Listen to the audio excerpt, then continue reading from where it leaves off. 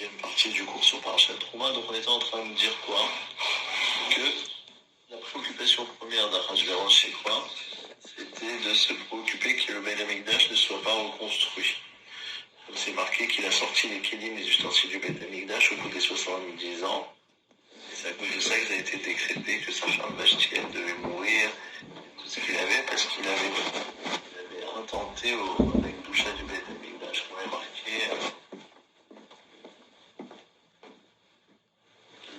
Kelim Shonim. Il avait pris des ustensiles différents les uns des autres. Et après le Midrash, il s'agit des ustensiles de Beth Amikdash. Donc ça, c'est la dimension de l'Achashverosh. Maintenant, la dimension de Haman qui représente donc Amalek, lui, c'est pas de s'attaquer au Beth Amikdash lui-même, c'est de s'attaquer à l'essence de la présence divine dans le clan d'Israël. On a marqué Asher Karecha Baderer, a refroidi dans le chemin. Quel chemin? Le chemin entre la sortie d'Égypte et Matan Torah. Lui, il voulait absolument pas qu'il y ait de Matan Torah. Et donc, il a fait une milchama. Il voulait pas qu'on comprenne la préséance de l'âme Israël, sa grandeur vis-à-vis d'Akadosh Baruch Hu, le fait qu'il ait un peuple choisi. D'accord? Donc, c'est par rapport à cette dimension-là de Amalek que la Torah, elle dit Emche. Il dit ça me concerne. Amalek, il veut annihiler le lien entre vous et moi. Il veut pas qu'on parle de Matan Torah, il veut pas qu'on parle du don de la Torah qui lie le clan d'Israël à Akadosh Baruch Hu. Akadosh Baruch Hu, il dit ça, c'est moi qui va m'occuper de ce Amalek.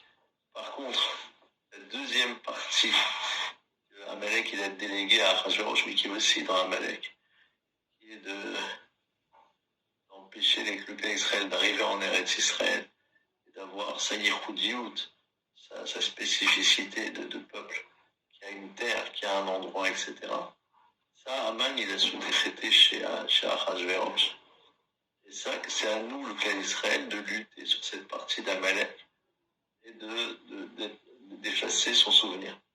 Pourquoi je vous ai rapporté tout ça?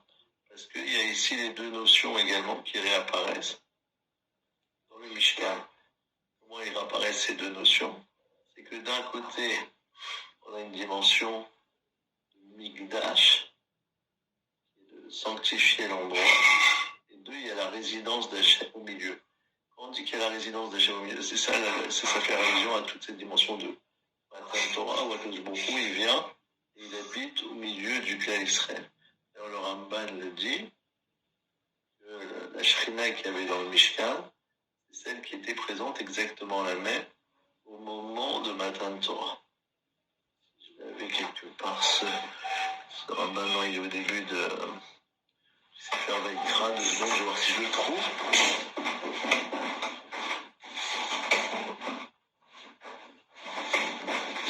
Voilà, Sefer Vayikra.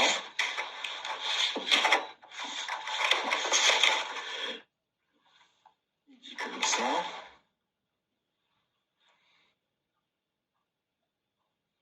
Voilà.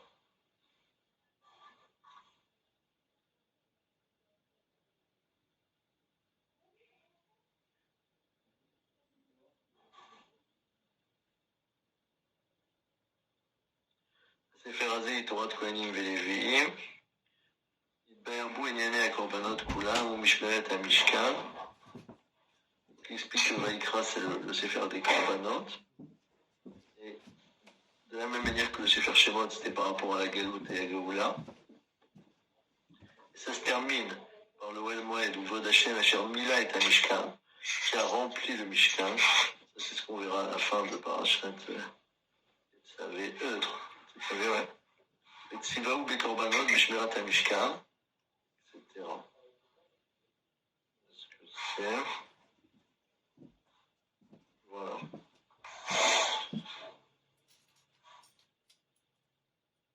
L'arka, qui dit il y a des points qui sont à mettre en comparaison.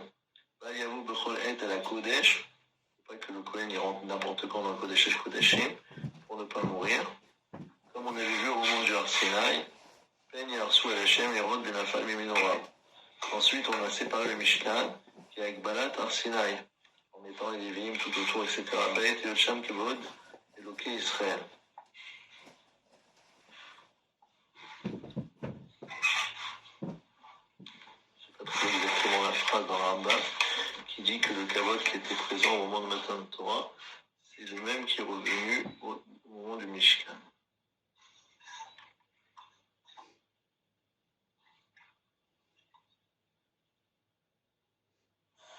Il dit que pareil au Sinaï, beaucoup il a appelé Moshe le 7e jour. Dans le Mishkan, c'est la même chose.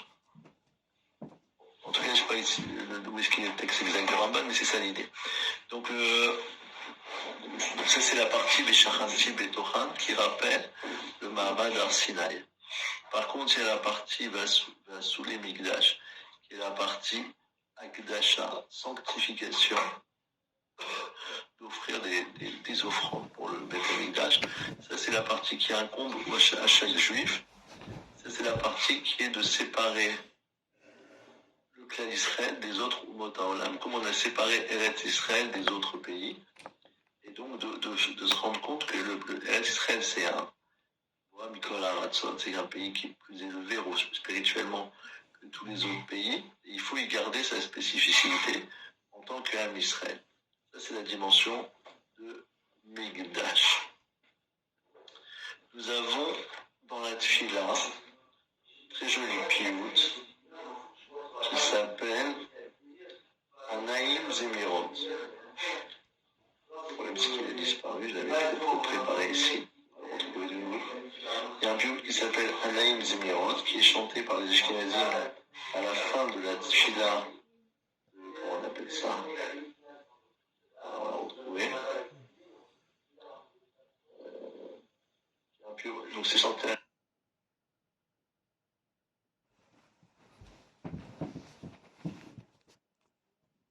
La chante Filat Shabbat ou Filat Shem Tov. On appelle ça aussi Shir HaKavod, le chant de l'honneur. Pourquoi? Parce qu'avant, il disait donc quelques psukim avant de lire ce chant-là, il disait Sha'arim Ve'ero Melech HaKavod. On appelle Akadosh Baruch Hu le roi de l'honneur, puisque son kavod est Melo Kol Haaretz Kevodo.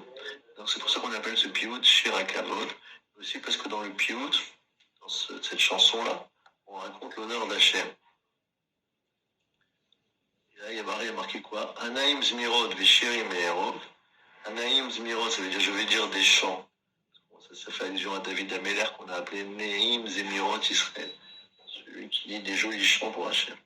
Vishirim Me'erov, et des chants, je vais les tisser comme si on tisse un tissu. Qui est Lecha Nafshi Ta'arov. Parce que c'est vers toi que mon âme a de l'aspiration.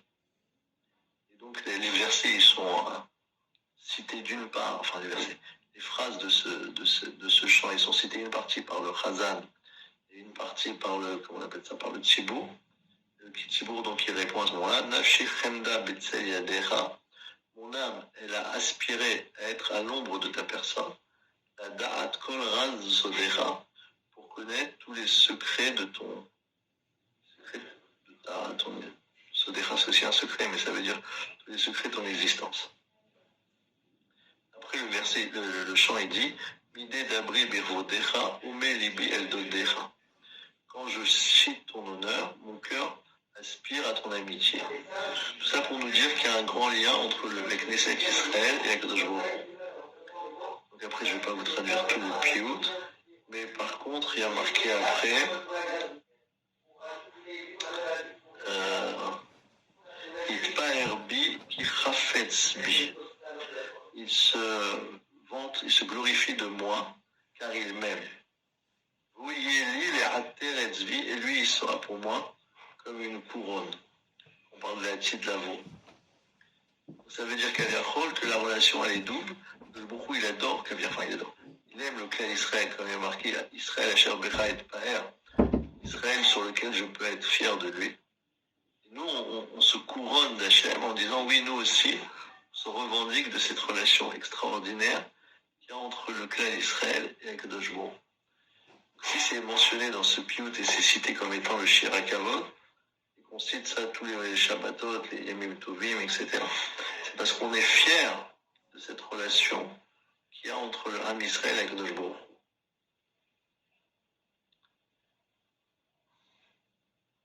Et alors ça se termine par Yerovna Sichi Alecha, que ce soit agréable ma chanson pour toi, Kinaf Shita Ogelecha, parce que ma personne, mon âme, elle aspire à toi, elle te recherche en permanence. Moi, je vous ai introduit tout ça, c'est pas pour faire un gros melting pot entre d'un côté la paracha, de l'autre côté Purim, et de l'autre côté le Shir HaKavod qu'on chante le Shabbat. C'est pour vous dire qu'en vérité, tout ça, c'est très lié. Il y a une aspiration dans le pays d'Israël à retrouver une kirva, une proximité vis-à-vis d'Akadosh Baruch Hu. Il y a une volonté d'Akadosh Baruch Hu de se lier avec le clan Israël, comme il s'est lié avec le clan Israël au moment de Matan Torah, et que cette alliance, elle soit en permanence grâce au Mishkan, comme le Midrash il nous rapporte. Il y avait un beau-père qui avait donné sa fille en mariage. Le gendre est venu chercher un roi. Le gendre est venu chez le roi pour prendre la Kala, la fille du roi est partie. Alors le roi lui a dit, je ne peux pas te la refuser puisque c'est ta femme. Et d'un autre côté, je ne peux pas m'en séparer parce que c'est ma fille. Donc je te demande, fais-moi une petite caravane, une petite résidence, partout où tu es, que je puisse habiter pas très loin de chez vous. La même chose, le Midrash il dit que quand Kaviachol, les Israël, ils ont pris la Torah, Hachem il a dit, ok, je ne peux pas vous la refuser parce que je vous ai donné la Torah. Et d'un autre côté, la Torah, c'est Kaviachol comme ma fille, je ne peux pas me séparer de la Torah. Donc faites-moi un Mishkan que je puisse résider avec vous en permanence. Donc il y a cette relation extraordinaire qu'il y a Kaviachol entre le Baruch Hu et le clan Israël. Et c'est une relation qui va passer par quoi? Par la Torah. Sans Torah, il n'y a absolument aucune relation entre Hachem et le clan Israël. Cette relation, elle parle. Elle commence, comme on a dit, de Daber Hachem et Moshe Lemor, Daber et Béni Israël. Ça passe par un tzivouï de Moshe Rabbeinu, par l'ordre d'Hachem, dans la voie de la Torah. Sinon, si chacun il va inventer son propre Mishkan, c'est pas difficile. On peut tous faire des petits sanctuaires personnels sur lesquels sur les autels de notre orgueil, on va apporter tous les sacrifices possibles et imaginables. Mais c'est pas ça qu'Hachem a demandé. Ce qu'Hachem a demandé, c'est qu'on fasse scrupuleusement sa volonté, aussi bien dans la construction du Mishkan, mais aussi bien dans le quotidien. Dans notre Mishkan quotidien, qui est notre vie et dans notre relation avec Hachem, c'est basé sur une application stricte et littérale du Shulchan Aruch, de la Halacha, de ce que Hachem il attend du clan d'Israël. Ça, c'est le côté Kaviachol, où il veut s'approcher de nous. Et nous aussi, nous aussi, on aspire à rester à ton ombre. D'accord? Le Mishkan, il a été fait par quelqu'un qui s'appelait Betzalel. Et Moshe Rabbeinu lui a dit, c'est pas possible, tu étais à l'ombre d'Hachem. C'est pas un hasard, c'est un remède pour nous dire qu'effectivement, quand on est sous la protection d'Hachem, on est sous son ombre. La Souka également, qui est une espèce de petit Mishkan, on l'appelle Tzila de Mehemnuta, l'ombre de la confiance en Hachem. C'est cette volonté pour le cas Israël d'être présent sous l'ombre de la tutelle d'Akadosh Baruch Hu. Et ça passe par le Mishkan. Et comme l'a expliqué brillamment le Rachim Akadosh, c'est pas un moment particulier dans l'histoire du cas Israël, c'est en permanence. À chaque époque, que ce soit dans l'exil ou que ce soit en Israël, qu'on peut tisser cette relation avec Akadosh Baruch Hu en respectant la Torah et les mitzvot, et en essayant d'être soi-même un mishkan, une résidence pour la présence d'Hachem. Comme on a dit, dès qu'on sanctifie, dès qu'on sépare une partie de nos biens pour offrir pour la tzedaka ou pour la synagogue, une partie de notre temps pour le limoud et une partie de notre kavana pour prier Hachem, et ainsi de suite, dès qu'on réserve, qu'on sanctifie, qu'on met de côté quelque chose pour Hachem, alors on a le retour immédiatement qui est une Ashra Shrina. J'ai écouté quelque chose d'un petit peu original ce matin. C'est le Rav Meir Mazouz de Bnei Brak qui faisait un rapprochement entre le fait qu'il y a eu 2 otages qui ont été libérés et le fait que... Oui. Il est là, le D'accord. Oui, mais il vient ici pour faire... D'accord. Bonjour. Bonjour. Et donc le fait qu'on ait libéré 2 otages récemment, de manière quasi miraculeuse, quasi miraculeuse, le fait que le président d'Argentine soit retourné une deuxième fois au côté de la Maharavi pour manifester son enthousiasme vis-à-vis de la Torah et vis-à-vis du judaïsme. Je ne sais pas si lui-même il est juif, il y en a qui disent qu'il est juif, s'il veut devenir juif en tout cas. Hachem n'a pas tardé à le récompenser, puisque les 2 otages en question qui ont été libérés, ce sont 2 otages argentins. Ça veut dire on a, comment on appelle ça, vu un petit peu cette Ashgacha pratique. Hachem il ne laisse pas quelqu'un. Monsieur, là, je peux me connecter. Tu peux en dire Mince, on me voit.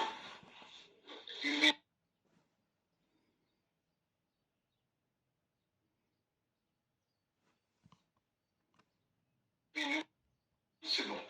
Je vais redémarrer. D'accord. Donc là aussi, donc ça c'est dès qu'il y a quelque chose qui est fait pour le renvoi d'Hachem, automatiquement Akash Baruch Hu, il rembourse immédiatement.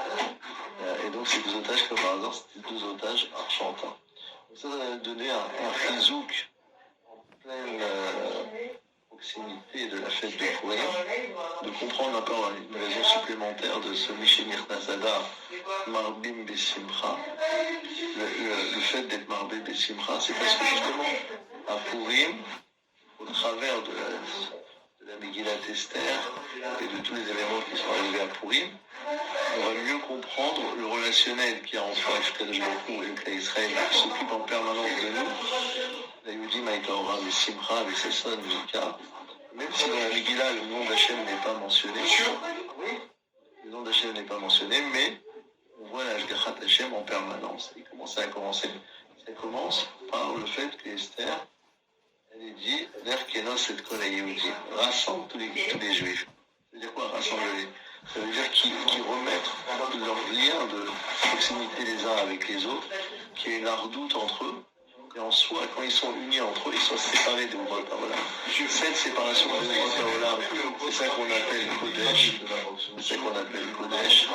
Et dès qu'on a une Marchevet Kodesh, on a en retour Kaviachol, on a Shrat Shrina aussi important. Maintenant, nous avons un deuxième Kadosh qui nous dit. Il n'y a pas d'afficheur, vous ne pouvez pas savoir. Si vous voulez. Peut-être qu'on va pas le faire aujourd'hui puisqu'il y a du bruit. Voilà, donc ça va être un peu plus qu'on avait à dire aujourd'hui.